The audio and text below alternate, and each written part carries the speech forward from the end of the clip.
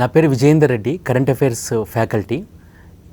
ఈరోజు మనం వివిధ పోటీ పరీక్షల్లో కరెంట్ అఫైర్స్ ప్రాధాన్యత గురించి ఎలా ప్రిపేర్ కావాలి అనే విషయం గురించి క్షుణ్ణంగా తెలుసుకుందాం. యూనియన్ పబ్లిక్ సర్వీస్ కమిషన్ నిర్వహించే ప్రతి పరీక్షలోనూ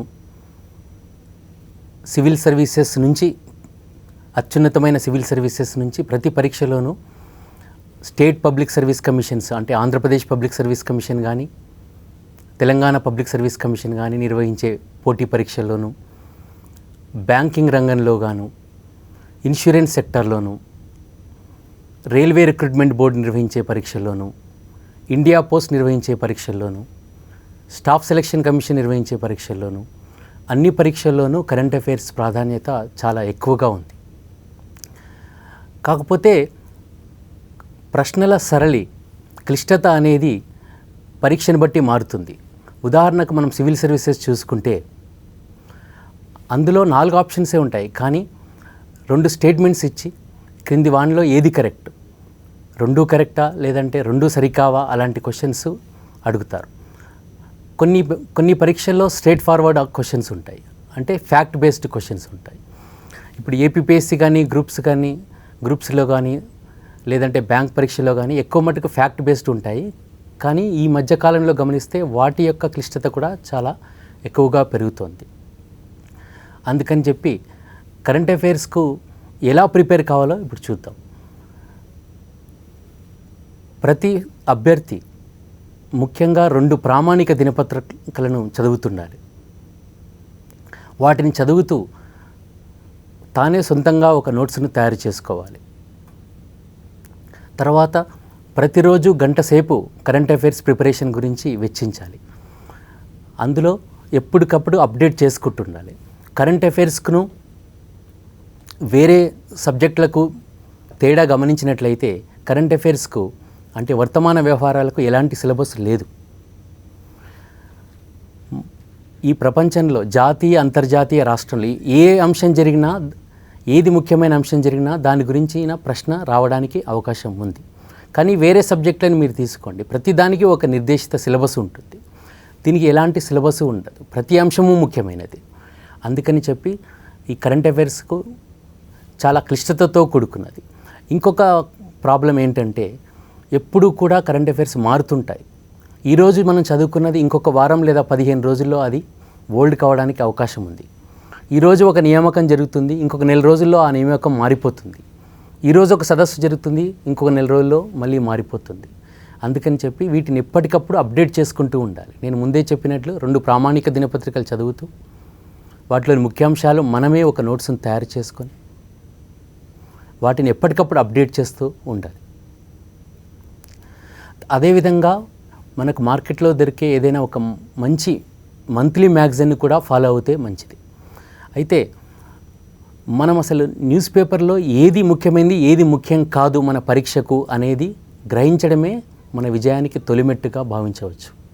అది ఎలా తెలుస్తుందంటే మీరు గత ప్రశ్నపత్రాలను చూసినట్లయితే ఎలాంటి ప్రశ్నలు అడుగుతున్నారు అని మనకు తెలుస్తుంది. దాన్ని బట్టి మనం ఎలా చదవాలి అనేది మనకు అర్థమవుతుంది. తర్వాత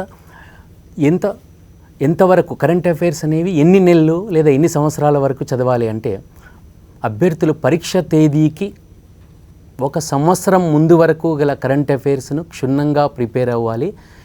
యూపీఎస్సీ మరియు state public service commission and staff selection commission పరీక్షలకు 1 సంవత్సరం క్రింది వరకు, పరీక్ష తేదీకి 1 సంవత్సరం క్రింది వరకు. అదే బ్యాంక్స్ లేదా ఇన్సూరెన్స్ కంపెనీలకు గత 6 నెలల్లో జరిగిన కరెంట్ అఫైర్స్ ప్రిపేర్ అవుతే సరిపోతుంది. బ్యాంక్స్లో కరెంట్ అఫైర్స్తో పాటు బ్యాంకింగ్ అవేర్నెస్ కూడా ప్రిపేర్ కావాల్సి ఉంటుంది. కానీ ఆ బ్యాంకింగ్ అవేర్నెస్ కూడా మళ్ళీ కరెంట్ అఫైర్స్కు అనుసంధానిస్తూ చదువుకోవాలి.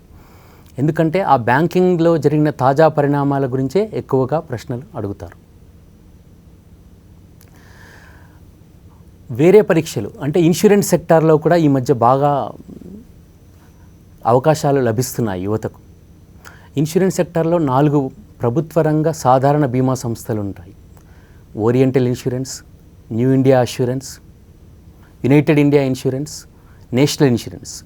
ఈ 4 కంపెనీలే కాకుండా ఒక లైఫ్ ఇన్సూరెన్స్ కంపెనీ, అంటే అది ఎల్ఐసి లైఫ్ ఇన్సూరెన్స్ కార్పొరేషన్. మొత్తం ఈ 5 కంపెనీలు ప్రభుత్వ రంగానికి సంబంధించినవి. ఇవి కూడా రెగ్యులర్గా నోటిఫికేషన్లను జారీ చేస్తున్నాయి. అందులో కూడా 2 రకాలు ఉంటాయి. ఒకటి అడ్మినిస్ట్రేటివ్ ఆఫీసర్స్, ఇంకొకటి క్లరికల్ క్యాడర్.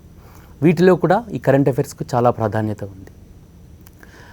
ఐబీపీఎస్ బ్యాంకింగ్లో ఐబీపీఎస్ పీఓస్ ఉంటుంది, ఐబీపీఎస్ క్లరికల్ ఉంటుంది. ఇవి కాకుండా రీజనల్ రూరల్ బ్యాంక్స్లో మళ్ళీ 2 రకాలు ఉంటాయి. ఒకటి ఆఫీసర్ క్యాడర్, ఇంకొకటి ఆఫీస్ అసిస్టెంట్ క్యాడర్. వీటన్నిటిలో కూడా జనరల్ అవేర్నెస్ లేదా కరెంట్ అఫైర్స్కు విపరీతమైన ప్రాధాన్యత ఉంది. ఇప్పుడు మీరు గమనించినట్లయితే ఇప్పుడు ఈ నెక్స్ట్ 6 నెలల వరకు ఈ పరీక్షలకు విపరీతమైన డిమాండ్ ఉంది. అందుకని చెప్పి కరెంట్ అఫైర్స్కు ఇంపార్టెన్స్ ఇస్తూ మిగిలిన సబ్జెక్టులు కూడా చదువుతూ ఇది మంచి అవకాశం, జాబ్ సాధించడానికి ఇది బ్రహ్మాండమైన అవకాశం. ఇంకొకటి, ఇప్పుడు చాలా పరీక్షలు ఆన్లైన్ అయ్యాయి కాబట్టి పరీక్ష తేదీకి 10 రోజుల ముందు వరకు జరిగిన సంఘటనల గురించి కూడా ప్రశ్నలు అడుగుతున్నారు. గతంలో ఒక నెల ముందు వరకు మాత్రమే అడిగేవారు. కానీ ఇప్పుడు ఆన్లైన్ జరగడం వల్ల 10 రోజుల ముందు వరకు జరిగిన తాజా సంఘటనలు, తాజా మార్పుల గురించి కూడా పరీక్షలో ప్రశ్నలు వస్తున్నాయి. నెగిటివ్ మార్కింగ్ కూడా ఉంది కాబట్టి కొంచెం జాగ్రత్తగా మనం ప్రశ్నలకు సమాధానాలను గుర్తించవలసి ఉంటుంది. ఇప్పుడు ఎలా ప్రిపేర్ కావాలో చూద్దాం, ఎలాంటి అంశాలు వస్తాయో చూద్దాం. కరెంట్ అఫైర్స్లో ముఖ్యంగా 3 రకాలుగా విభజించవచ్చు. జాతీయ సంఘటనలు, అంతర్జాతీయంగా ముఖ్యమైన సంఘటనలు, మరియు రాష్ట్రానికి సంబంధించిన సివిల్ సర్వీసెస్, స్టాఫ్ సెలెక్షన్, మరియు బ్యాంకింగ్, ఇన్సూరెన్స్ కంపెనీల్లో లేదా రైల్వే రిక్రూట్మెంట్కి జరిగేవి, ఇండియా పోస్ట్కి జరిగే ఉద్యోగాలకు జరిగే పరీక్షల్లో రాష్ట్రాలకు సంబంధించిన అంశాలు అడగరు. జాతీయ అంతర్జాతీయ పరిణామాలని జాగ్రత్తగా నిశ్చితంగా పరిశీలిస్తే సరిపోతుంది. కానీ రాష్ట్ర స్థాయిలో జరిగే పరీక్షలు, అంటే Andhra Pradesh public service commission, Telangana public service commission నిర్వహించే పరీక్షల్లో మాత్రం జాతీయ అంతర్జాతీయ విషయాలతో పాటు రాష్ట్రాలకు సంబంధించిన అంశాలను కూడా క్షుణ్ణంగా చదువుకోవలసి ఉంటుంది. జాతీయ అంశాల్లో ఎలాంటి ప్రశ్నలు రావచ్చు? జాతీయ అంశాల్లో జాతీయ సంఘటనలకు చాలా ప్రాధాన్యత ఉంటుంది. ఎలాంటి ప్రశ్నలు వస్తాయో కూడా నేను ఉదాహరణతో సహా చెప్తుంటాను. ఇటీవల భారతదేశంలోని అతిపెద్ద వంతెనను ప్రధానమంత్రి నరేంద్ర మోడీ ప్రారంభించారు. దీని గురించి ప్రశ్నలు రకరకాలుగా అడగవచ్చు. అందుగురించి దీన్ని బిట్ల రూపంలో కాకుండా మొత్తం ఆ కాన్సెప్ట్ను, ఆ టాపిక్ను మొత్తం చదివితే మనకు ఎలాంటి ప్రశ్న వచ్చినా, ఏ కోణం నుంచి వచ్చినా మనం ఆన్సర్ చేయవచ్చు. ఆ వంతెన పేరు దోలా సాదియా వంతెన. దీన్ని బ్రహ్మపుత్ర నది ట్రిబ్యూటరీ, ఉపనది అయిన లోహిత్ నది పైన నిర్మించారు. దీని పొడవు 9.15 కిలోమీటర్లు. ఈ దోలా సాదియా అనే 2 పట్టణాలను కలుపుతూ నిర్మించిన వంతెన. ఇది అస్సాంలో ఉంది. దీనికే భూపేన్ హజారికా సేతు అనే పేరు కూడా పెట్టారు. భూపేన్ హజారికా అనే వ్యక్తి దాదాసాహెబ్ ఫాల్కే అవార్డు గ్రహీత, అస్సాంకు చెందిన ప్రముఖ గేయ రచయిత మరియు సింగర్, ప్రముఖ గాయకుడు. ఆయన పేరు మీద ఈ వంతెనకు పేరు పెట్టారు, భూపేన్ హజారికా సేతు లేదా దోలా సాదియా సేతు. ఇది భారతదేశంలోకెల్లా అతి పొడవైన వంతెనగా చెప్పవచ్చు. దీనికి ఎందుకంత ప్రాధాన్యత లభించిందంటే, ఈ వంతెన నుంచి మన బోర్డర్ స్టేట్ అయిన అరుణాచల్ ప్రదేశ్కు అతి సమీపంలో ఉంది. బోర్డర్ స్టేట్ అయిన అరుణాచల్ ప్రదేశ్ను అతి త్వరగా మనం చేరుకోవచ్చు. అందుకని చెప్పి ఇది స్ట్రాటజిక్గా కూడా చాలా ముఖ్యమైన వంతెన. దీన్ని ప్రధానమంత్రి నరేంద్ర మోడీ ఈ సంవత్సరం మే 26న ప్రారంభించారు. ఈ మే 26వ తేదీ కూడా ఒక ప్రాధాన్యత ఉంది. మే 26, 2017 నాటికి కేంద్రంలో నరేంద్ర మోడీ నాయకత్వంలోని ఎన్డీఏ ప్రభుత్వం 3 ఏళ్ళు పూర్తి చేసుకుంది. ఆ సందర్భంగా ఈ వంతెనను నిర్మించారు. మరొక ముఖ్యమైన విషయం మనం గమనించాల్సింది, అస్సాంలో కూడా బీజేపీ ప్రభుత్వమే ఉంది. సర్బానంద సోనోవాల్ అస్సాం ముఖ్యమంత్రి. ఈ విధంగా మనం ఒక అంశాన్ని తీసుకున్నప్పుడు దానికి సంబంధించిన అన్ని విషయాలు చదువుతూ దాన్ని ఎలాంటి ప్రశ్నలు వస్తాయి పరీక్షలో అని మనమే ఊహించుకొని దానికి ఆన్సర్లు కూడా మనమే మనసులో ఊహించుకొని దానికి నోట్స్ని ప్రిపేర్ చేసుకోవాలి. అలాంటి వ్యక్తులే విజయాన్ని సాధిస్తారు. సో జాతీయ సంఘటనలో ఈ మధ్యకాలంలో జరిగిన నేను ఒక ముఖ్యమైన సంఘటన చెప్పాను, అదే ధోలా సాదియా వంతెన. అదేవిధంగా అంతర్జాతీయ సంఘటనలు, రకరకాల అంతర్జాతీయ సంఘటనలు జరిగాయి. ప్రతి ఏడులాగానే ఈ సంవత్సరం కూడా వరల్డ్ ఎకనామిక్ ఫోరం తన వార్షిక సదస్సును స్విట్జర్లాండ్లోని దావోస్లో జనవరిలో నిర్వహించింది. ఈ వరల్డ్ ఎకనామిక్ ఫోరం ప్రాముఖ్యత ఏంటంటే దాదాపు 3,000 మంది ప్రపంచ నాయకులు, బిజినెస్ లీడర్స్, ప్రముఖ వ్యాపారవేత్తలు, ప్రముఖ కంపెనీల చీఫ్ ఎగ్జిక్యూటివ్ ఆఫీసర్స్ ఈ దావోస్ నగరానికి విచ్చేసి తమ ఐడియాస్ను షేర్ చేసుకుంటారు. ఒక విధమైన మేధోమథనం జరిపి ప్రపంచానికి దిశాదశను నిర్దేశిస్తుంటారు. ఇది ప్రతి ఏటా 1971 నుండి ప్రతి ఏటా ఈ స్విట్జర్లాండ్లోని దావోస్ నగరంలో ఈ సమావేశాలు జరుగుతుంటాయి. ఈ వార్షిక సమావేశాలను లేదా వరల్డ్ ఎకనామిక్ ఫోరంను స్థాపించిన వ్యక్తి పేరు క్లాస్ ష్వాబ్. ఆయనే వ్యవస్థాపకుడు, ప్రస్తుతం చీఫ్ ఎగ్జిక్యూటివ్ ఆఫీసర్ కూడా ఆయనే. ఇది ప్రపంచంలో జరిగిన ముఖ్యమైన సంఘటనలో ఇది ఒకటి. ఈ విధంగా అన్నిటికీ మనం నోట్స్ ప్రిపేర్ చేసుకుంటూ వెళ్తుండాలి. అదేవిధంగా మన దేశంలో చాలామంది ఈ మధ్య ముఖ్యమైన నాయకులను మనం ఎన్నుకున్నాం లేదా అపాయింట్మెంట్స్ జరిగాయి. భారతదేశంలోని అత్యున్నత పదవైన రాష్ట్రపతి పదవికి ఇటీవలే ఎన్నికలు జరిగాయి. భారతదేశానికి 14వ రాష్ట్రపతిగా రామ్నాథ్ కోవింద్ ఎన్నికయ్యారు. ఆయన జూలై 25న తన పదవీ బాధ్యతలను ప్రణబ్ ముఖర్జీ నుంచి స్వీకరించారు. రామ్నాథ్ కోవింద్ ఉత్తరప్రదేశ్కి చెందిన బీజేపీ నాయకుడు. మీకు ప్రశ్నలు ఎలా ఉంటాయంటే ఆయన ఏ రాష్ట్రానికి చెందిన వ్యక్తి అని అడగవచ్చు, ఉత్తరప్రదేశ్, లేదా రామ్నాథ్ కోవింద్ భారతదేశానికి రాష్ట్రపతి అయ్యే ముందు ఏ రాష్ట్రానికి గవర్నర్ పదవిలో ఉన్నాడు. ఆయన బీహార్ గవర్నర్గా ఉన్నాడు. ఈ పదవి కంటే రాష్ట్రపతి పదవికి పోటీ చేసే ముందు బీహార్ గవర్నర్ పదవికి రాజీనామా చేసి తర్వాత భారత రాష్ట్రపతిగా ఎన్నికయ్యారు. ఆయన ఎన్డీఏ అభ్యర్థి. ఎన్నికల్లో ప్రతిపక్షాల ఉమ్మడి అభ్యర్థి అయిన లోక్సభ మాజీ స్పీకర్ మీరా కుమార్ను ఆయన ఓడించారు.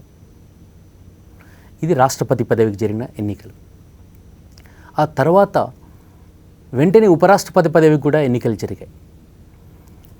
ఎం వెంకయ్య నాయుడు పట్టణాభివృద్ధి శాఖ మంత్రి, సమాచార ప్రసార శాఖ మంత్రి. ఆయన ఎన్డీఏ తరపున పోటీ చేసి 13వ ఉపరాష్ట్రపతిగా ఆగస్టు 11న పదవీ బాధ్యతలు చేపట్టారు. ఎం వెంకయ్య నాయుడు ప్రతిపక్షాల ఉమ్మడి అభ్యర్థి అయిన గోపాలకృష్ణ గాంధీని ఉపరాష్ట్రపతి ఎన్నికల్లో ఓడించారు. ఈ విధంగా మనం ప్రశ్నలను చదువుకోవాలి. ఈ రాష్ట్రపతి, ఉపరాష్ట్రపతి 2 రాజ్యాంగ అత్యున్నత పదవులు. వీటితో పాటు భారత సుప్రీంకోర్టు 45వ చీఫ్ జస్టిస్గా, సుప్రీంకోర్టు ప్రధాన న్యాయమూర్తిగా దీపక్ మిశ్రా నియమితులయ్యారు. జస్టిస్ జగదీష్ సింగ్ కేహర్ స్థానంలో దీపక్ మిశ్రా నియమితులయ్యారు. అదేవిధంగా చీఫ్ ఎలక్షన్ కమిషనర్గా అచల్ కుమార్ జ్యోతి నియమితులయ్యారు. పదవీ విరమణ చేసిన సయ్యద్ నజీం జైదీ స్థానంలో అచల్ కుమార్ జ్యోతి నియమితులయ్యారు. భారతదేశంలోని అత్యంత ముఖ్యమైన న్యాయవాద పదవి అయిన అటార్నీ జనరల్ పోస్టుకు కేకే వేణుగోపాల్ నియమితులయ్యారు. కేకే వేణుగోపాల్ ముకుల్ రోహత్గి స్థానంలో మన అటార్నీ జనరల్గా నియమితులయ్యారు. ఈ విధంగా మనం గమనించినట్లయితే చాలా ముఖ్యమైన పోస్టులకు ఈ సంవత్సరంలో, ఇటీవలి కాలంలో నియామకాలు జరిగాయి. అదేవిధంగా మనం మన దేశంలో ముఖ్యమైన రాజకీయ సంఘటనలను కూడా గమనిస్తుంటాం. ఫిబ్రవరి, మార్చి నెలల్లో 5 రాష్ట్రాలకు అసెంబ్లీ ఎన్నికలు జరిగాయి. వాటిలో ఏ పార్టీ గెలిచింది, ఏ పార్టీ ముఖ్యమంత్రి పదవిలో ఉన్నారు, అవన్నీ కూడా మనం నోట్స్ రాసుకోవాలి. ఆ 5 రాష్ట్రాల ఎన్నికల్లో ఉత్తరప్రదేశ్లో బీజేపీ గొప్ప విజయం సాధించింది. యోగి ఆదిత్యనాథ్ ఉత్తరప్రదేశ్ ముఖ్యమంత్రిగా తొలిసారి బాధ్యతలు చేపట్టారు. ఉత్తరాఖండ్ రాష్ట్రంలో త్రివేంద్ర సింగ్ రావత్ తొలిసారిగా ముఖ్యమంత్రి బాధ్యతలు చేపట్టారు. ఈయన కూడా బీజేపీకి చెందిన వ్యక్తే. గోవాలో మనోహర్ పరీకర్ 4వసారి ముఖ్యమంత్రిగా బాధ్యతలు చేపట్టారు. మనోహర్ పరీకర్ రక్షణ శాఖ మంత్రి. అయితే గోవాలో ముఖ్యమంత్రి పదవి కొరకు ఆయన తన పదవికి రాజీనామా చేసి గోవా ముఖ్యమంత్రిగా 4వసారి ప్రమాణ స్వీకారం చేయాల్సి వచ్చింది.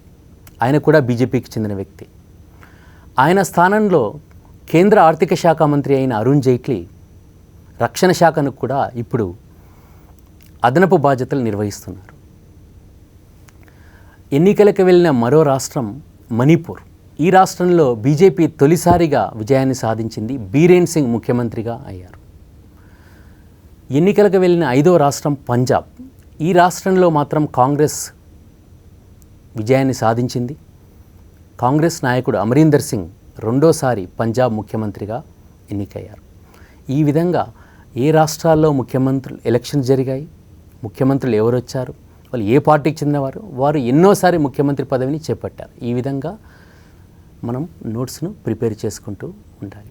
అదేవిధంగా గవర్నర్లు ఎవరైనా మారితే, కొత్తగా ఎవరైనా గవర్నర్లు వస్తే వాళ్ళ గురించి కూడా మనం నోట్స్ ప్రిపేర్ చేసుకుంటూ చదువుకోవాల్సి ఉంటుంది. అంతర్జాతీయ పరిణామాలను గమనించినట్లయితే ఇటీవల కాలంలో చాలా ముఖ్యమైన నియామకాలు జరిగాయి లేదా ఎన్నికలు జరిగాయి. ఐక్యరాజ్య సమితి 9వ సెక్రటరీ జనరల్గా పోర్చుగల్కి చెందిన ఆంటోనియో గ్యూటెరస్ జనవరి 1, 2017న బాధ్యతలు చేపట్టారు. ఆయన 5 ఏళ్ల పాటు ఈ పదవిలో కొనసాగుతారు. పదవీ విరమణ చెందిన బాన్ కీ మూన్ స్థానంలో ఆంటోనియో గ్యూటెరస్ నియమితులయ్యారు. ఆ తర్వాత అమెరికా అధ్యక్షుడిగా డొనాల్డ్ ట్రంప్ ఎన్నిక కావడం కూడా ఈ సంవత్సరం జరిగిన అతి ముఖ్యమైన పరిణామం. ఆయన 2017 జనవరి 20న అమెరికా 45వ అధ్యక్షుడిగా బాధ్యతలు చేపట్టారు. ఆయన రిపబ్లికన్ పార్టీకి చెందిన వ్యక్తి. అధ్యక్ష ఎన్నికల్లో డెమోక్రటిక్ పార్టీకి చెందిన హిల్లరీ క్లింటన్ను ఆయన ఓడించి 45వ అధ్యక్షుడిగా ఎన్నికయ్యారు. ఆయనతో పాటే మైక్ పెన్స్ వైస్ ప్రెసిడెంట్ గాను, rex Tillerson America secretary of state గాను, జేమ్స్ మ్యాటిస్ డిఫెన్స్ సెక్రటరీ గాను బాధ్యతలు స్వీకరించారు. ఇవన్నీ కూడా అమెరికాలోని ముఖ్యమైన పదవులు. ప్రపంచాన్ని ప్రభావితం చేసే వ్యక్తులు వీళ్ళంతా కూడా. భారతీయ అమెరికన్ మహిళ నిక్కీ హేలీని డొనాల్డ్ ట్రంప్ ఐక్యరాజ్య సమితిలో అమెరికా రాయబారిగా, United States ambassador to the United Nations ఆర్గనైజేషన్గా నియమించాడు. భారత్కు చెందిన లేదా భారత సంతతికి చెందిన మహిళ కాబట్టి ఇది మనకి పరీక్షల్లో అడగడానికి అవకాశం ఉంది. అమెరికానే కాకుండా చాలా దేశాల్లో అధ్యక్ష ఎన్నికలు జరిగాయి. ఫ్రాన్స్ నూతన అధ్యక్షుడిగా అతిపిన్న వయసులో ఇమ్మాన్యుయల్ మ్యాక్రోన్ ఎన్నికయ్యారు. ఆయన ఎన్ మార్చ్ అనే పార్టీని స్థాపించి ఫ్రాన్స్ అధ్యక్షుడిగా ఎన్నికయ్యారు.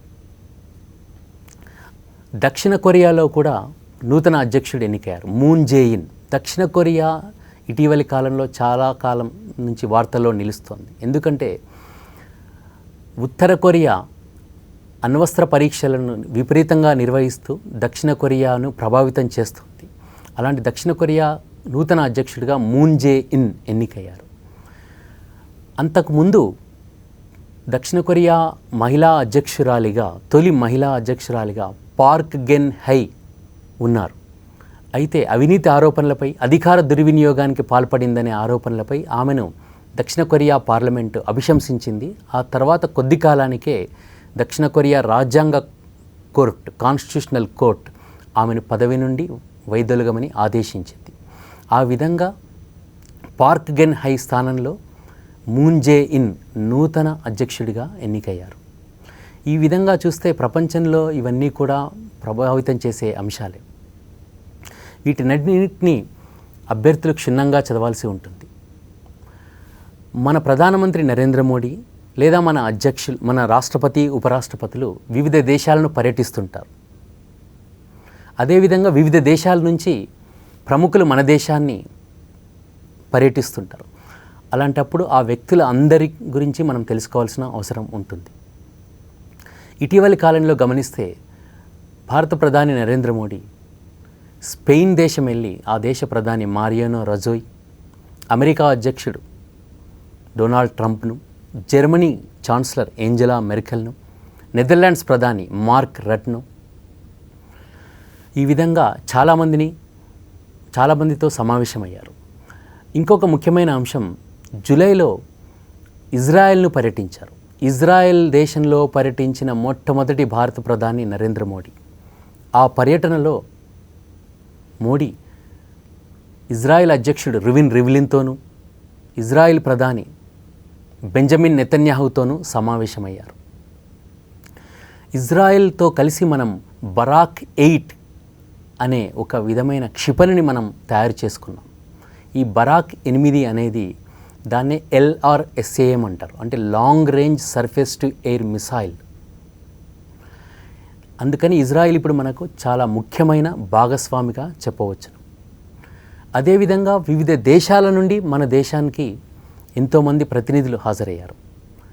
నేపాల్ తొలి మహిళా అధ్యక్షురాలు బిజ్జాదేవి భండారీ మన దేశాన్ని సందర్శించారు. ఆస్ట్రేలియా ప్రధాని మాల్కమ్ టర్న్బుల్,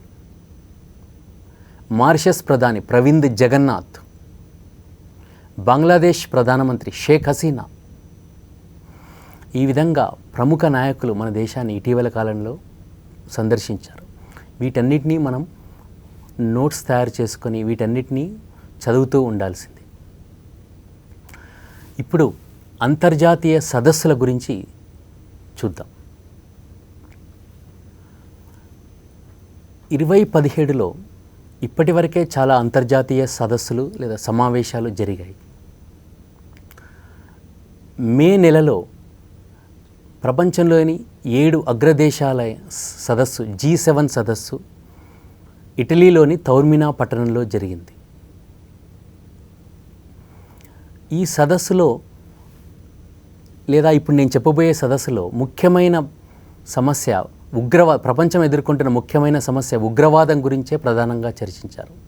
మనం గమనించినట్లయితే గత 2-3 ఏళ్ల నుంచి జరిగే సదస్సుల్లో ముఖ్యంగా ప్రపంచ నాయకులు ఉగ్రవాదం మీద మరియు క్లైమేట్ చేంజ్, వాతావరణ మార్పులు, ఈ రెండే మన ప్రపంచం మానవాళి ఎదుర్కొంటున్న ముఖ్యమైన సమస్యలు. వీటి గురించే చర్చించి వాటిని పరిష్కార మార్గాలు కనుగొనడానికి తీవ్రంగా కృషి చేస్తున్నారు.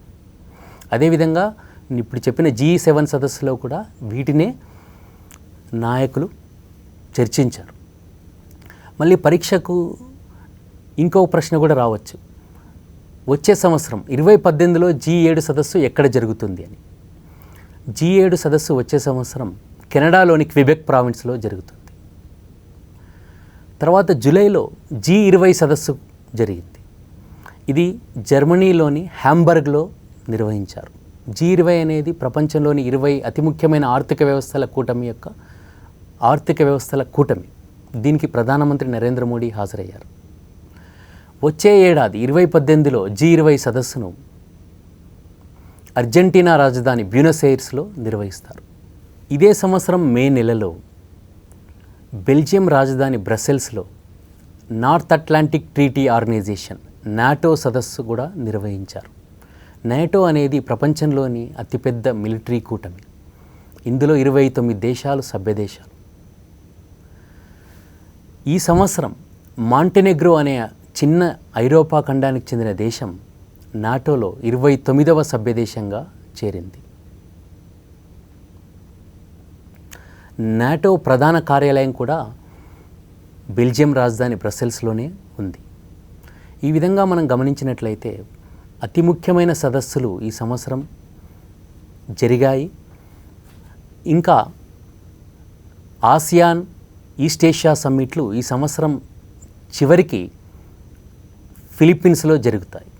ఈ విధంగా మనం సదస్సులు, వాటిలో యొక్క ముఖ్య ఉద్దేశాలు, దానికి భారతదేశం నుంచి ఎవరు హాజరవుతున్నారు, ఆ సదస్సులో పాల్గొన్న నాయకులు, ఇవన్నిటినీ మనం క్షుణ్ణంగా చదవవలసి ఉంటుంది. ఇక జాతీయ, అంతర్జాతీయ అవార్డుల విషయానికి వస్తే ప్రతి ఏటా భారతదేశంలోని అత్యుత్తమమైన పద్మ అవార్డులను రిపబ్లిక్ డే కంటే ఒక రోజు ముందు ప్రకటిస్తారు. ఈ సంవత్సరం భారతరత్నను ప్రకటించలేదు. అయితే పద్మ అవార్డులు 3 పద్మ అవార్డులు ఉంటాయి. పద్మవిభూషణ్, పద్మభూషణ్, పద్మశ్రీ. వీటిని ప్రకటించారు. వీటిని రాష్ట్రపతి 89 మందికి బహూకరించారు. పద్మవిభూషణ్ 7 మందికి లభించింది. పద్మభూషణ్ కూడా 7 మందికి, పద్మశ్రీ 75 మందికి, మొత్తం 89 మంది అవార్డు గ్రహీతలు ఉన్నారు. మనం పద్మవిభూషణ్, పద్మభూషణ్లో అందరినీ తెలుసుకోవాలి. పద్మశ్రీలో ముఖ్యమైన వాళ్ళు అంటే సెలబ్రిటీస్ అంటాం, లేదా 2 రాష్ట్రాలకు చెందిన వ్యక్తుల గురించి తెలుసుకోవాలి. పద్మవిభూషణ్ లభించిన ప్రముఖుల్లో ప్రముఖ గాయకుడు కేజే యేసుదాస్, ప్రముఖ రాజకీయ నాయకులు మురళీ మనోహర్ జోషి, శరద్ పవార్, ఆధ్యాత్మిక గురువు జగ్గి వాసుదేవ,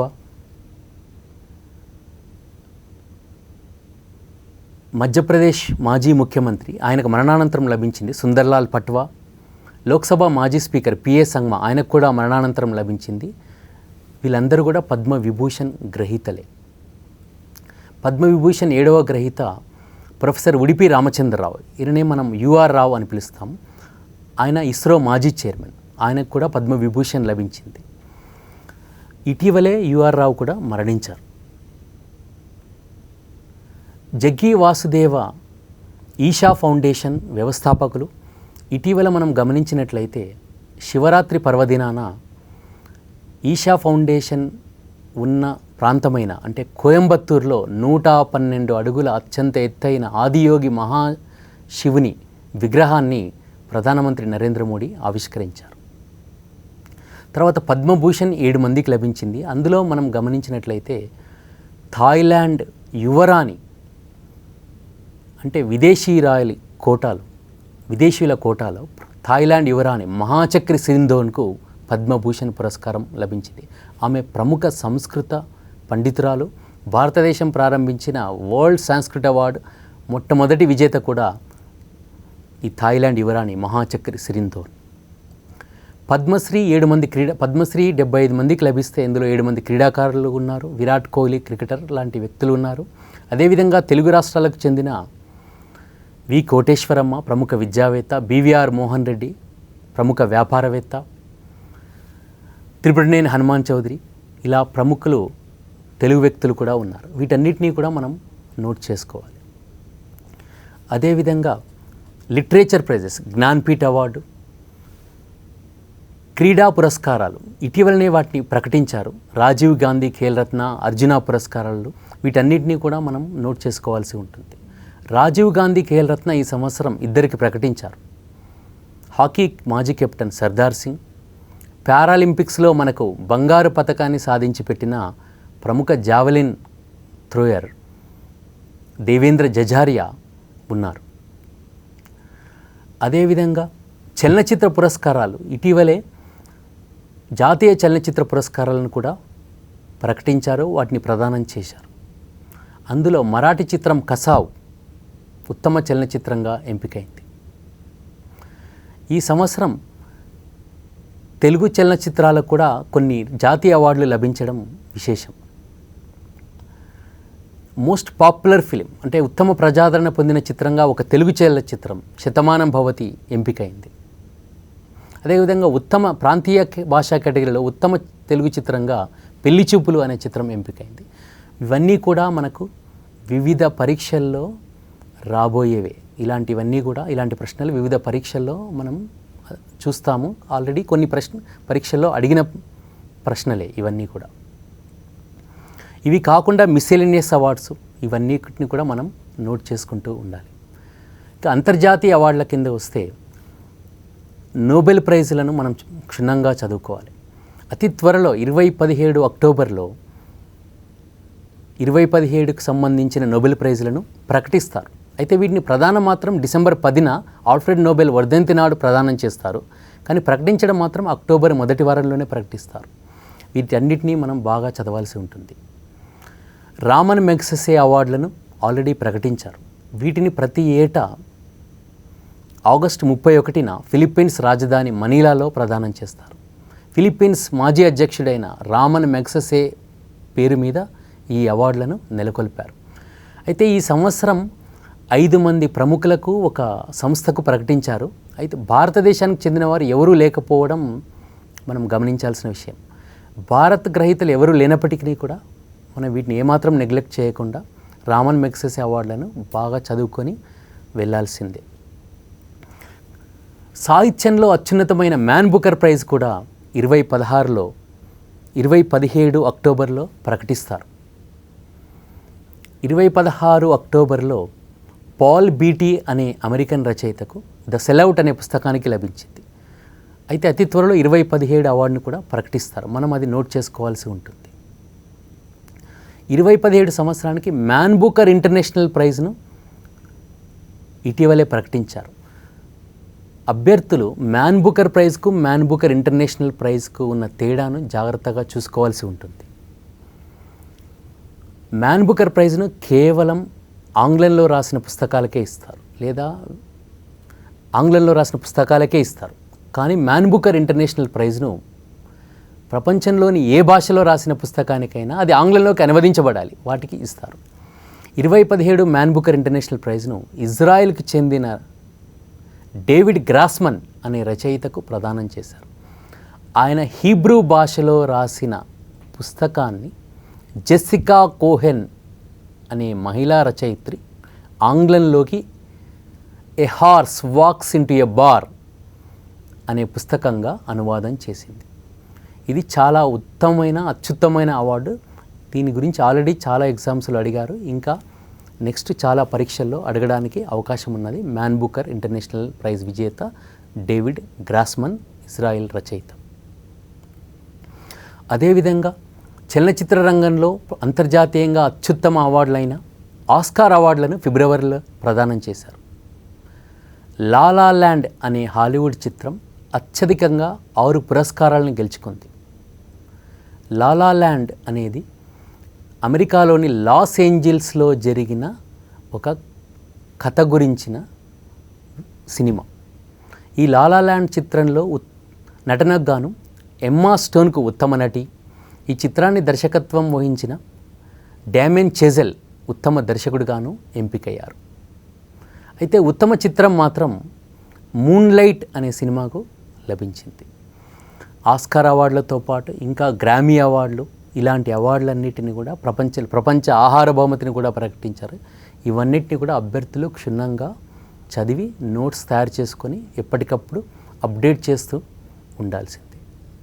ఈ వర్తమాన వ్యవహారాల్లో మరొక ముఖ్యమైన అంశం క్రీడలు. క్రీడలకు సంబంధించి గతంలో ట్రోఫీలు ఇచ్చి ఈ ట్రోఫీ పలానా ట్రోఫీ దేనికి సంబంధించింది అని అడిగేవారు, లేదా పలానా క్రీడాకారుడు ఏ క్రీడకు సంబంధించిన వ్యక్తి అని అడిగేవారు. ఉదాహరణకు విజయ్ హజారే ట్రోఫీ దేనికి సంబంధించింది, క్రికెట్, లేదా నోవాక్ జోకోవిచ్ ఏ క్రీడకు సంబంధించిన వ్యక్తి, టెన్నిస్. అయితే ఇప్పుడు మనం ముందే చెప్పుకున్నట్లు ప్రశ్నల సరళి చాలా క్లిష్టంగా అవుతుంది, ఎందుకంటే పోటీ ఎక్కువ అవుతుంది. కాబట్టి ప్రశ్నలు కూడా చాలా డిఫికల్టీ లెవెల్ చాలా పెరిగిపోతుంది. అందుకని క్రీడలను కూడా క్షుణ్ణంగా చదవాల్సిందే. ముందు క్రికెట్ను పరిశీలిద్దాం. ఈ ఏడాది క్రికెట్కి సంబంధించి 3 ముఖ్యమైన టోర్నమెంట్లు జరిగాయి. ఒకటి ఐపీఎల్, ఇండియన్ ప్రీమియర్ లీగ్. దీన్ని ముంబై ఇండియన్స్, రోహిత్ శర్మ సారథ్యంలోని ముంబై ఇండియన్స్ గెలుచుకుంది. పూణే సూపర్ జైంట్ జట్టును ఫైనల్లో ఓడించింది. ఫైనల్ హైదరాబాద్లో జరిగింది. తర్వాత ఛాంపియన్స్ ట్రోఫీ ఇంగ్లాండ్లో జరిగింది. దీంట్లో పాకిస్తాన్ విజయాన్ని సాధించింది.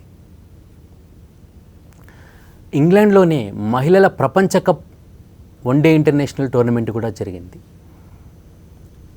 ఫైనల్లో ఇంగ్లాండ్ జట్టు భారతదేశాన్ని ఓడించి మహిళల ప్రపంచ కప్ను గెలుచుకుంది. ఈ 3 కూడా ఇప్పటి వరకు జరిగిన ముఖ్యమైన క్రికెట్ టోర్నమెంట్లు. ఇక టెన్నిస్ విషయానికి వస్తే, టెన్నిస్లో ప్రతి ఏడు 4 గ్రాండ్ స్లామ్ పోటీలు జరుగుతాయి. జనవరిలో ఆస్ట్రేలియన్ ఓపెన్, మేలో ఫ్రెంచ్ ఓపెన్, జూలైలో వింబుల్డన్, సెప్టెంబర్లో యుఎస్ ఓపెన్ జరుగుతాయి. ఈ ఏడాది ఇప్పటికే 3 టోర్నమెంట్లు నిర్వహించారు. ఆస్ట్రేలియన్ ఓపెన్ పురుషుల సింగిల్స్ టైటిల్ను రోజర్ ఫెదరర్ గెలవగా, మహిళల సింగిల్స్ టైటిల్ను సెరెనా విలియమ్స్ గెలుచుకుంది. ఇది సెరెనా విలియమ్స్కు 22వ గ్రాండ్ స్లామ్ టైటిల్. అంటే ఇప్పుడు ఆమె ఆల్ టైమ్ రికార్డులో స్టెఫీ గ్రాఫ్ స్థానంలో ఉంది. ఆ all time record Margaret Court 24 టైటిల్స్ గెలుచుకోగా సెరెనా విలియమ్స్ 2వ స్థానంలో ఉంది. తర్వాత జూన్లో జరిగిన ఫ్రెంచ్ ఓపెన్లో స్పెయిన్కు చెందిన రఫెల్ నాదల్ 10వసారి ఫ్రెంచ్ ఓపెన్ సింగిల్స్ టైటిల్ను గెలుచుకున్నాడు. ఇది ఆల్ టైమ్ రికార్డ్. మహిళల సింగిల్స్ టైటిల్ను లాత్వియాకు చెందిన జెలెనా ఒస్టోపెంకో మొట్టమొదటిసారిగా ఫ్రెంచ్ ఓపెన్ని గెలుచుకుంది. ఇది ఆమెకు మొట్టమొదటి గ్రాండ్ స్లామ్ సింగిల్స్ టైటిల్. అదేవిధంగా జూలైలో జరిగిన అత్యంత ప్రతిష్టాత్మకమైన వింబుల్డన్స్ టైటిల్ను పురుషుల సింగిల్స్ టైటిల్ను రోజర్ ఫెదరర్ గెలవగా, మహిళల సింగిల్స్ టైటిల్ను స్పానిష్ క్రీడాకారిణి గార్బైన్ ముగురుజా గెలుచుకుంది. ఇక సెప్టెంబర్లో యుఎస్ ఓపెన్ జరగాల్సి ఉంది. బ్యాడ్మింటన్లో మనం ఈ మధ్యకాలంలో చాలా విజయాలు సాధించాం. రియో ఒలింపిక్స్లో రజత పతక విజేత అయిన పివి సింధు ఈ సంవత్సరం ఇండియన్ ఓపెన్ బ్యాడ్మింటన్ టైటిల్ని గెలుచుకుంది. పురుషుల బ్యాడ్మింటన్లో Bamidipati Sai Praneeth Singapore Open, Thailand Open గెలుచుకున్నాడు. Kidambi Srikanth Indonesian Open, Australian Open singles badminton టైటిల్ను గెలుచుకున్నాడు. 2017 అంటే ఈ ఏడాది అక్టోబర్లో భారతదేశం ఒక ముఖ్యమైన టోర్నమెంట్కు ఆతిథ్యం ఇస్తోంది. అదే ఫీఫా అండర్-17 ప్రపంచ కప్ ఫుట్బాల్. భారతదేశం తొలిసారి ఒక ఫీఫా టోర్నమెంట్కు ఆతిథ్యం ఇస్తోంది. దీని ఫైనల్ మ్యాచ్ అక్టోబర్లోనే కోల్కతాలోని సాల్ట్ లేక్ స్టేడియంలో జరుగుతుంది. ఈ టోర్నమెంట్ పూర్తయ్యాక ఎవరి విజేత, ఎవరి ఫైనల్లో ఏ 2 జట్లు తలపడ్డాయి, ఇవన్నిటినీ కూడా విద్యార్థులు నోట్స్ ప్రిపేర్ చేసుకోవాల్సి ఉంటుంది.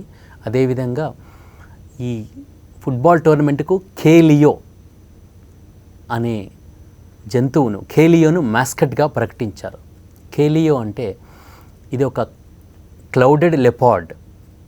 దాన్ని మ్యాస్కట్గా మన ప్రభుత్వం ప్రకటించింది.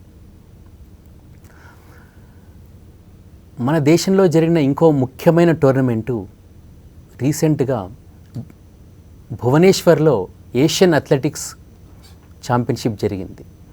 ఇందులో విశేషం ఏంటంటే భారతదేశం 29 పతకాలు, ఇందులో 12 స్వర్ణ పతకాలు ఉన్నాయి, 29 పతకాలు సాధించి పతకాల పట్టికలో అగ్రస్థానంలో నిలిచింది. ఈ విధంగా ముఖ్యమైన టోర్నమెంట్లను మనం నోట్స్ రాసుకుంటూ పదే పదే చదువుతూ ఉండాలి. ఎందుకంటే కరెంట్ అఫైర్స్ అనేది మెమొరీ బేస్డ్ టెస్ట్. ఎవరికి ఎంత ఎక్కువ జ్ఞాపక శక్తి ఉందో వాళ్ళే ఎక్కువగా దీంట్లో సమాధానాలు రాయగలరు. అయితే ఎలిమినేషన్ ఉంటుంది కాబట్టి, ఆబ్జెక్టివ్ టైప్ ప్రశ్నలు కాబట్టి, వీటిలో ఇచ్చిన 4 ఆప్షన్లో ఎలిమినేషన్ ద్వారా కూడా మనం సమాధానాలు గుర్తించవచ్చు. మరో ముఖ్యమైన అంశం కేంద్ర ప్రభుత్వ పథకాలు. ఎన్డీఏ ప్రభుత్వం వచ్చాక ప్రకటించిన ముఖ్యమైన పథకాలను క్షుణ్ణంగా చదవాల్సి ఉంటుంది. ఇటీవలే నరేంద్ర మోడీ మరొక పథకం ప్రవాసీ కౌశల్ వికాస్ యోజన అనే పథకాన్ని ప్రారంభించారు. భారతదేశంలోని యువత విదేశాల్లో ఉద్యోగాల కొరకు వెళ్ళేటప్పుడు వాళ్లకు కావలసిన శిక్షణను ఇవ్వడానికి ఈ పథకం ముఖ్య ఉద్దేశం. అదేవిధంగా మాతృత్వ లబ్ధి పథకాన్ని కూడా ప్రకటించారు. గర్భిణులకు 6,000 రూపాయల సాయం అందుతుంది. అయితే మొదటి సంతానానికి మాత్రమే ఈ 6,000 రూపాయల సాయం అందుతుందని గమనించాల్సి ఉంటుంది. Swachh Bharat, digital India, make in India ఇలాంటి అన్ని పథకాలను కూడా అభ్యర్థులు క్షుణ్ణంగా చదివి వెళ్ళాల్సి ఉంటుంది. భారతదేశం సైన్స్ అండ్ టెక్నాలజీలో సాధించిన విజయాలు, శాస్త్ర సాంకేతిక రంగంలో ఇటీవలి కాలంలో సాధించిన విజయాలు బాగా చదువుకోవాల్సి ఉంటుంది. ఇది కరెంట్ అఫైర్స్కే కాకుండా సైన్స్ అండ్ టెక్నాలజీ పేపర్ కూడా ఉపయోగపడుతుంది. దీంట్లో మనం అంతరిక్ష విజయాలు, రక్షణ రంగ విజయాలు, అణురంగ విజయాలుగా మనం 3 హెడ్డింగ్స్ ప్రకారం విభజించుకోవచ్చు. అంతరిక్ష రంగంలో మన విజయాలను గమనించినట్లయితే ఫిబ్రవరి 15 మనకు సువర్ణాక్షరాలతో లిఖించదగ్గ దినం. ఎందుకంటే 2017 ఫిబ్రవరి 15న భారత అంతరిక్ష పరిశోధనా సంస్థ ఇస్రో PSLV C-37 అనే ఉపగ్రహ వాహక నౌక రాకెట్ ద్వారా ఒకేసారి 104 ఉపగ్రహాలను అంతరిక్షంలోకి ప్రయోగించింది. ఇందులో 3 మాత్రమే భారత్వి, మిగిలిన 101 విదేశాలకు చెందినవి. ఇందులో ప్రధానమైన ఉపగ్రహం కార్టోసాట్ 2D. వీటితో పాటు మొత్తం 104 ఉపగ్రహాలను భారతదేశం ఇస్రో ప్రయోగించింది. ఇది ఆల్ టైమ్ రికార్డు, ప్రపంచ రికార్డు.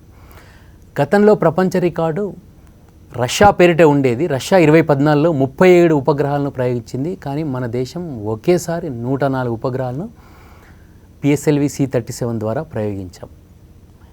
ఇది అద్భుతమైన రికార్డ్. దీని తర్వాత ఇస్రో GSAT-9 కూడా మే నెలలో ప్రయోగించింది. దీనినే దక్షిణాసియా శాటిలైట్ అంటాం. ఇందులో పాకిస్తాన్ మాత్రం పాలు పంచుకోలేదు. మిగిలిన 7 దక్షిణాసియా దేశాలు ఇందులో పాలు పంచుకున్నాయి. వీటన్నిటికి కూడా మన దేశం తరపున తయారైన ఈ శాటిలైట్ లేదా సౌత్ ఏషియన్ శాటిలైట్ సేవలను అందజేస్తుంది. ISRO chairman AS Kiran Kumar. ఇస్రో ప్రధాన కార్యాలయం బెంగళూరులో ఉంది. ఈ విధంగా మొత్తం మనం ఇస్రో గురించిన లేటెస్ట్ విజయాలను చదువుకోవాలి. రక్షణ రంగంలో భారత్ అనేక క్షిపణులను ప్రయోగించింది. అందులో ముఖ్యమైనవి అగ్ని సిరీస్లో అగ్ని 1, 2, 3, 4, 5 5 క్షిపణులను మనం ప్రయోగించాం. ఇందులో ముఖ్యమైనది అగ్ని 5. ఈ అగ్ని 5 అనేది ఒక ICBM, intercontinental ballistic missile, ఖండాంతర క్షిపణి. దీని పరిధి 5000 కిలోమీటర్లు. అంటే ఒక ఖండం నుంచి ఇంకో ఖండం వైపు చేరుకోగల కెపాసిటీ ఉన్న క్షిపణి. ఇది అణ్వస్త్రాలను మోసుకెళ్ళగలే క్షిపణి. ప్రపంచంలో ICBM కెపాసిటీ ఉన్న 6వ దేశం భారత్. ఇది చాలా ముఖ్యమైన విజయం మనకు. అలాగే బ్రహ్మోస్ అనే క్షిపణి ఉంది మనకు. ఇది సూపర్సోనిక్ మిసైల్, అంటే ధ్వని కంటే వేగంగా ప్రయాణించే క్షిపణి. ఇలాంటి క్షిపణులను గురించి మనం క్షుణ్ణంగా తెలుసుకోవాల్సి ఉంటుంది. ఫ్రాన్స్ దేశంతో రఫాల్ ఫైటర్ ఎయిర్ క్రాఫ్ట్ను కొనుగోలు చేయడానికి మన దేశం ఇటీవలే ఒప్పందం కుదుర్చుకుంది. మొత్తం 36 రఫాల్ ఫైటర్ జెట్స్ అంటే యుద్ధ విమానాలను మనం కొనుగోలు చేస్తున్నాం. ఇది కూడా మన ఘన విజయంగానే చెప్పుకోవచ్చు. ఇటీవల పరీక్షల్లో మనం గమనించినట్లయితే భారతదేశం వివిధ దేశాలతో చేసిన సంయుక్త సైనిక విన్యాసాల పేర్లను అడుగుతున్నారు. ఉదాహరణకు యుద్ధ అభ్యాస్, ఇది అమెరికా సైన్యంతో భారత సైన్యం కలిసి చేసే సంయుక్త విన్యాసం. నేను మరికొన్ని చెప్తాను. ఇంద్ర, భారత్ మరియు రష్యా. ఎక్యూవెరిన్, మాల్దీవులు. Lamitiye, Seychelles. Nomadic elephant, Mongolia. Sampriti, Bangladesh. ఈ విధంగా వివిధ దేశాలతో మనం సంయుక్త సైనిక విన్యాసాలను నిర్వహిస్తాం. అదేవిధంగా భారత నేవీ నౌకాదళం వేరే దేశాల నౌకాదళాలతో కూడా సంయుక్త సైనిక విన్యాసాలు నిర్వహిస్తుంది.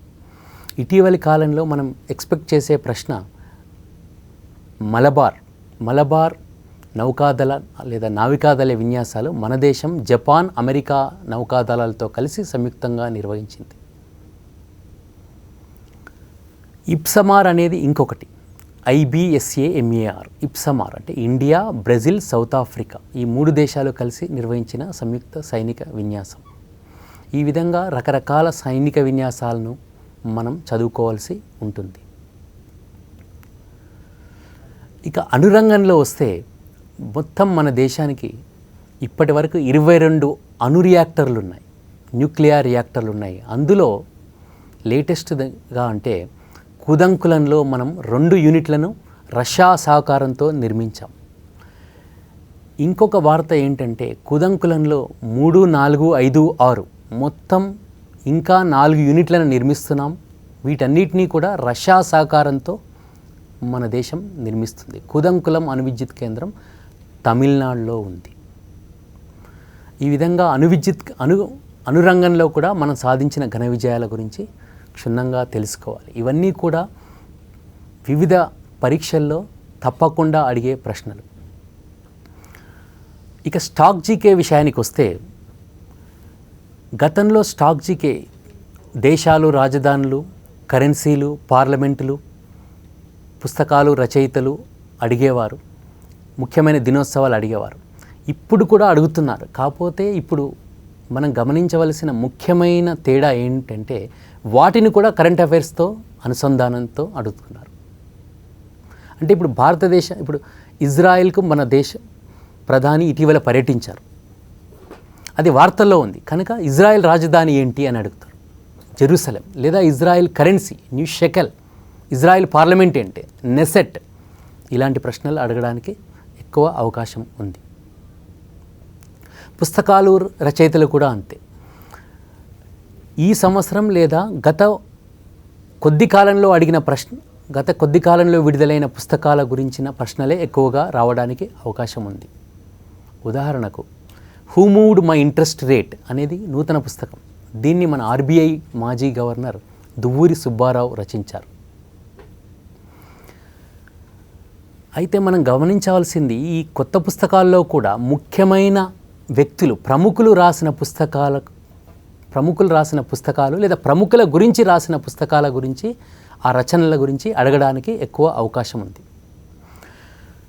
మాజీ కేంద్ర మంత్రి శశి థరూర్ ఇటీవల రాసిన పుస్తకం అన్ ఇరా ఆఫ్ డార్క్నెస్. మాజీ కేంద్ర మంత్రి జయరాం రమేష్ ఇందిరాగాంధీ ఏ లైఫ్ ఇన్ నేచర్ అనే పుస్తకాన్ని ఇటీవలే రాశారు. అమితావ్ ఘోష్ అనే ప్రముఖ ఆంగ్ల రచయిత the great derangement, climate change and the unthinkable అనే పుస్తకాన్ని వాతావరణ మార్పుల గురించి రాశారు. అదేవిధంగా అరుంధతి రాయ్ ప్రముఖ రచయిత్రి, మ్యాన్ బుకర్ 1997లో ఆమెకు మ్యాన్ బుకర్ అవార్డు కూడా లభించింది. ఆమె ఇటీవల రాసిన పుస్తకం the ministry of utmost happiness. ఇవన్నీ కూడా మనం గమనించినట్లయితే చాలా ముఖ్యమైన పుస్తకాలు, వివిధ పరీక్షల్లో అడిగినవి లేదా వివిధ పరీక్షల్లో అడగడానికి ఎక్కువ ఆస్కారం ఉన్న పుస్తకాలు. ఇక అంతర్జాతీయ, జాతీయ దినోత్సవాల గురించి చూద్దాం. అభ్యర్థులకు ఈ జాతీయ, అంతర్జాతీయ దినోత్సవాలను గుర్తుపెట్టుకోవడం చాలా కష్టంగా ఉంటుంది. అందుకే జాతీయ దినాలను సపరేట్గా, అంతర్జాతీయ దినాలను సపరేట్గా విడివిడిగా రాసుకొని వాటికి ఉన్న ప్రాముఖ్యత, ఏదైనా బ్యాక్గ్రౌండ్ ఉంటే, ఏదైనా ప్రాముఖ్యత ఉంటే దాని గురించి రాసుకోవడం మంచిది. ఉదాహరణకు నేను కొన్ని చెప్తాను. జాతీయ దినోత్సవాల్లో జనవరి 9 తీసుకుందాం. జనవరి 9ని ప్రవాసీ భారతీయ దివస్గా నిర్వహిస్తాం. దీనికి ఒక బ్యాక్గ్రౌండ్ ఉంది. ఎందుకు జనవరి 9 ప్రవాసీ భారతీయ దివస్ లేదా NRI day, non resident Indian డేగా నిర్వహిస్తాం అంటే,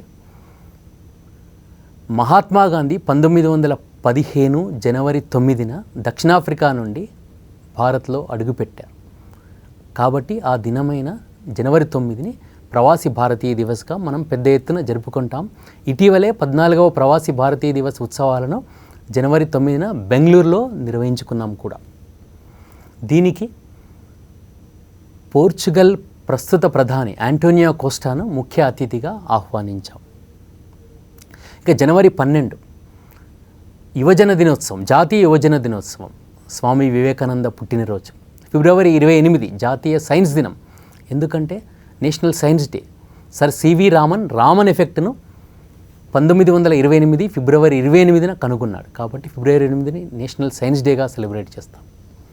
ఇటీవల నరేంద్ర మోడీ ప్రధాని అయ్యాక కొన్ని దినోత్సవాలను ప్రకటించారు. నవంబర్ 26 కాన్స్టిట్యూషన్ డే, ఎందుకంటే మన భారత రాజ్యాంగం ఆమోదంలోకి వచ్చిన దినోత్సవం నవంబర్ 26. అక్టోబర్ 31 ఐక్యతా దినోత్సవం, సర్దార్ వల్లభాయ్ పటేల్ పుట్టినరోజు. సెప్టెంబర్ 25 అంత్యోదయ దివస్, పండిట్ దీన్ దయాళ్ ఉపాధ్యాయ పుట్టినరోజు.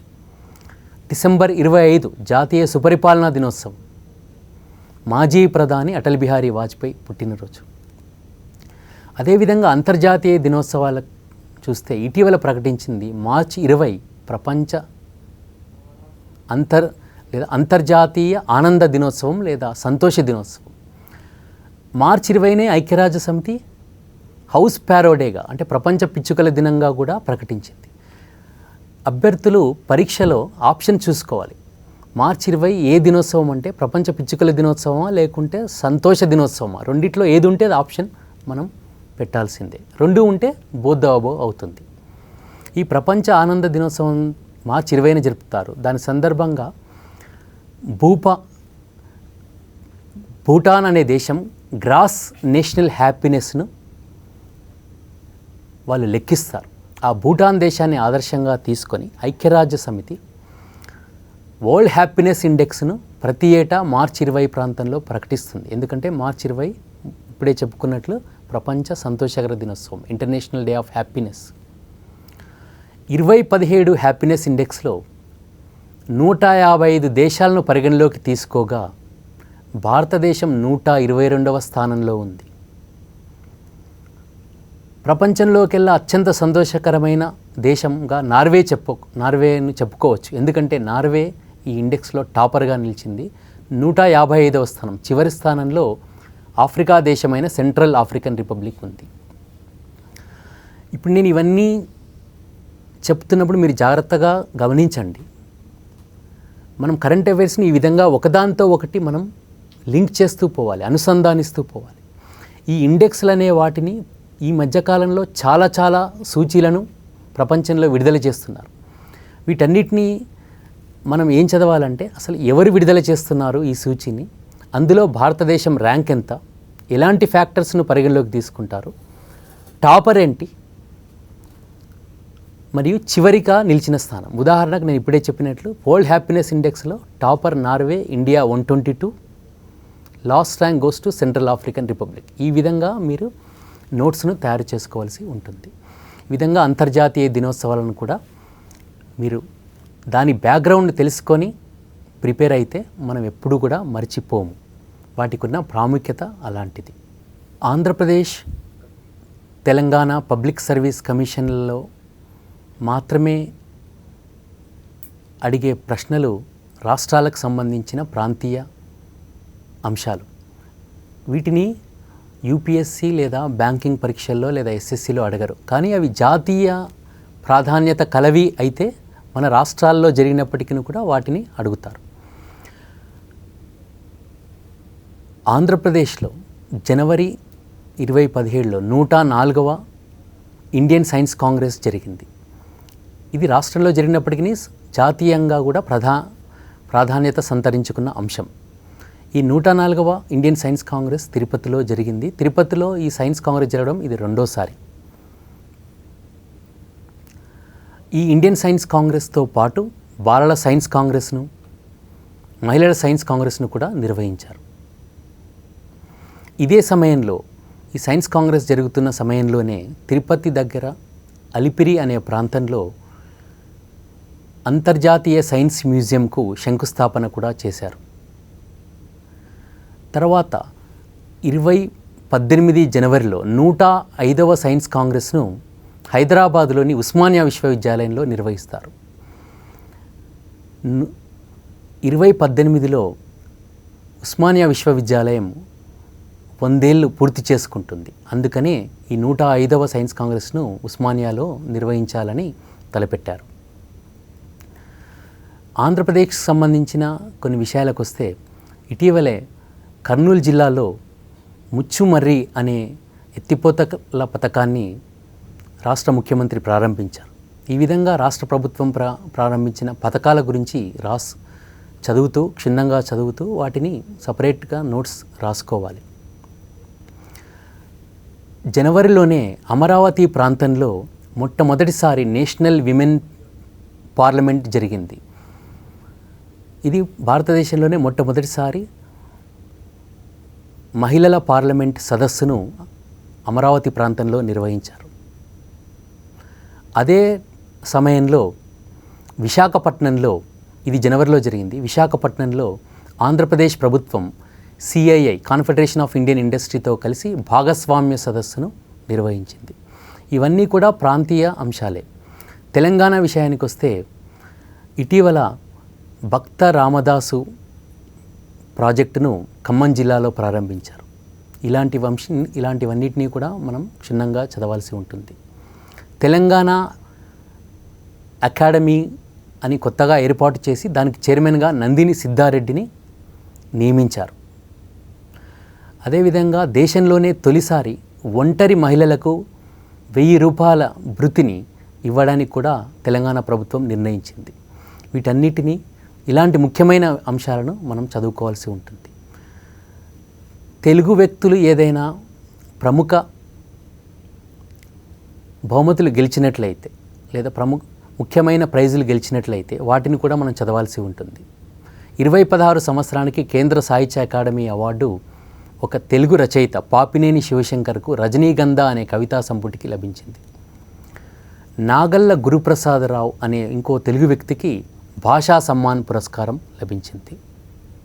ఈ విధంగా మన తెలుగు రాష్ట్రాలకు సంబంధించిన ముఖ్యమైన అంశాలను నోట్ చేసుకుంటూ పథకాలు, ఆ రాష్ట్ర ప్రభుత్వాలు ప్రకటించిన పథకాలు, వాటి వివరాలు, ఎక్కడ ప్రారంభమయ్యాయి, వాటి యొక్క లబ్ధిదారులు ఎవరు, ఇవన్నిటినీ కూడా నోట్స్ క్షుణ్ణంగా రాసుకోవాల్సి ఉంటుంది. ఇక బ్యాంకింగ్ పరీక్షల్లో ఎక్కువగా అడిగే ప్రశ్నలు ఆర్థిక రంగానికి సంబంధించినవిగా ఉంటున్నాయి. అంటే ఎక్కువగా బ్యాంకింగ్ రంగానికి సంబంధించిన ప్రశ్నలు. వీటిలో reserve bank of India, NABARD వంటి వాటి గురించి ప్రశ్నలు అడుగుతారు. అయితే ఈ బ్యాంకింగ్ రంగానికి సంబంధించిన ప్రశ్నలు కూడా మనం జాగ్రత్తగా గమనించినట్లయితే కరెంట్ అఫైర్స్కు అనుసంధానంగానే ఉంటున్నాయి. ఇప్పుడు మానిటరీ పాలసీ, పరపతి విధానం అంటాం. అది డిక్లేర్ చేసినప్పుడు ప్రస్తుత రెపో రేట్ ఎంత, రివర్స్ రెపో రేట్ ఎంత, అవన్నిటిని కూడా క్షుణ్ణంగా చూసుకోవాల్సి ఉంటుంది. అంటే పరీక్ష సమయంలో రెపో రేట్ ఎంత ఉంది, లేదా రివర్స్ రెపో రేట్ ఎంత ఉంది, క్యాష్ రిజర్వ్ రేషియో ఎంత ఉంది, SLR స్టాట్యూటరీ లిక్విడిటీ రేషియో ఎంత ఉంది, అవి చదువుకోవాలి. వీటితో పాటు అసలు ఆ పదాలకు ఏంటి మీనింగ్, ఆ టర్మ్స్ గురించిన మొత్తం డీటెయిల్స్ మనం తెలుసుకోవాలి. భారతీయ రిజర్వ్ బ్యాంక్ ప్రస్తుత గవర్నర్ ఉర్జిత్ పటేల్. రిజర్వ్ బ్యాంకుకు 4 డిప్యూటీ గవర్నర్లు ఉంటారు. ప్రస్తుతం ఎవరెవరు ఉన్నారు, వాళ్ళ గురించిన వివరాలు. మానిటరీ పాలసీ కమిటీని ఇటీవల కొత్తగా ఏర్పాటు చేశారు. దానికి రిజర్వ్ బ్యాంక్ గవర్నర్ అధ్యక్షత వహిస్తారు. తర్వాత NABARD, national bank for agriculture and rural development, ప్రస్తుత చైర్మన్ ఎవరు, హర్షకుమార్ బన్వాలా. ప్రాంతీయ గ్రామీణ బ్యాంకులను, RRBలను నియంత్రించే సంస్థ నాబార్డ్. ముంబై, ఇది కూడా RBI లాగానే ముంబైలో ప్రధాన కార్యాలయం ఉంది. దాని గురించిన వివరాలు. స్టేట్ బ్యాంక్ ఆఫ్ ఇండియా ఇటీవల వార్తల్లోకి వచ్చిన బ్యాంకు. దానికి అనుబంధంగా ఉన్న 5 బ్యాంకులను ఏప్రిల్ 1, 2017న స్టేట్ బ్యాంక్ ఆఫ్ ఇండియాలో విలీనమైపోయాయి. దీంతో స్టేట్ బ్యాంక్ ఆఫ్ ఇండియా ప్రపంచంలోని అతిపెద్ద బ్యాంకులో ఒకటిగా నిలిచింది. State Bank of Hyderabad, Mysore, Bikaner and Jaipur, Travancore, ఈ విధమైన 5 అనుబంధ బ్యాంకులు కూడా ఇప్పుడు స్టేట్ బ్యాంక్ ఆఫ్ ఇండియాలో కలిసిపోయాయి. ఇది లేటెస్ట్ డెవలప్మెంట్. ఏప్రిల్ 1, 2017న జరిగింది. కాబట్టి దీన్ని కరెంట్ అఫైర్స్ కింద కూడా మనం చూడవచ్చు. ప్రభుత్వ రంగ బ్యాంకులు, వాటి యొక్క ప్రధాన కార్యాలయాలు ఎక్కడున్నాయి. తర్వాత ప్రైవేట్ రంగ బ్యాంకులు. ఇటీవల 2 ప్రైవేట్ బ్యాంకులు కొత్తగా ఏర్పడ్డాయి. బంధన్ బ్యాంకు, ఇంకొకటి IDFC బ్యాంక్. బంధన్ బ్యాంక్ కోల్కతాలో ఉంటే IDFC బ్యాంక్ ముంబైలో ఉంది.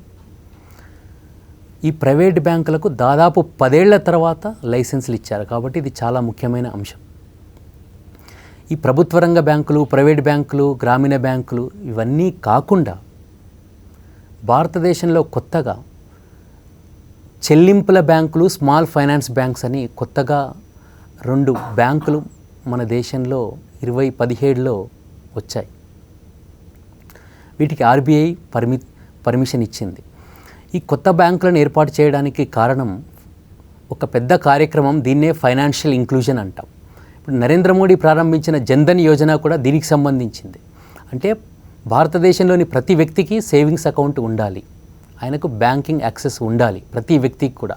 ఆ ఉద్దేశంతోనే ఈ ఫైనాన్షియల్ ఇంక్లూజన్ ప్రోగ్రామ్ను ప్రారంభించారు. దాన్ని నరేంద్ర మోడీ జన్ధన్ యోజనగా నామకరణం చేశారు. ఈ చెల్లింపుల బ్యాంకులు కూడా అలాంటివే. వీటిని ఇంగ్లీష్లో పేమెంట్స్ బ్యాంక్స్ అంటాం.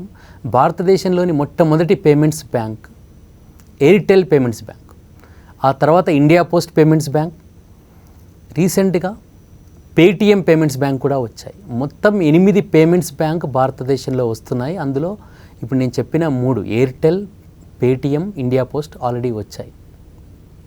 ఇంకా అతి త్వరలో Reliance payments bank, Aditya Birla group చెందిన ఐడియా పేమెంట్స్ బ్యాంక్, ఇవి కూడా మన దేశంలో ఉంటాయి. ఇంకొక కొత్త రకం బ్యాంకులు స్మాల్ ఫైనాన్స్ బ్యాంక్స్.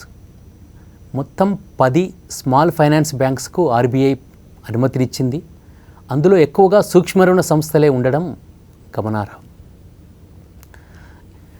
ఆర్థిక రంగంలో మరొక ముఖ్యమైన అంశం నీతి ఆయోగ్. ప్రణాళికా సంఘం లేదా ప్లానింగ్ కమిషన్ స్థానంలో ఏర్పడిన నీతి ఆయోగ్ చాలా చాలా ముఖ్యమైనది.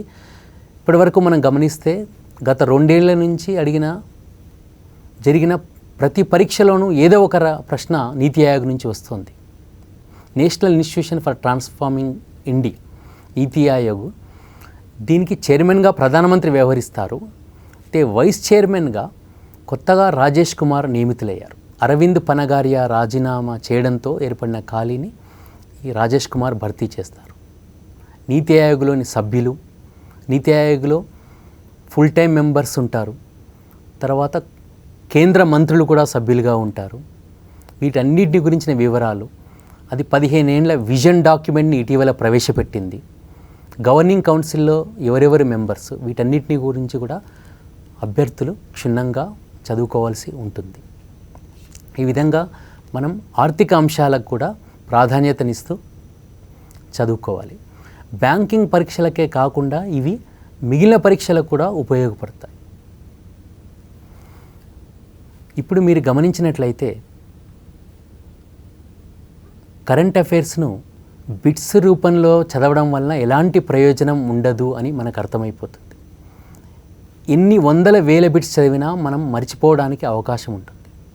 అలా కాకుండా నేను కార్యక్రమం ముందే ప్రారంభంలో చెప్పినట్లు 2 ప్రామాణిక దినపత్రికలను, ఒక మ్యాగజైన్ను లేదా ఏదైనా మంచి వెబ్సైట్ను చూస్తూ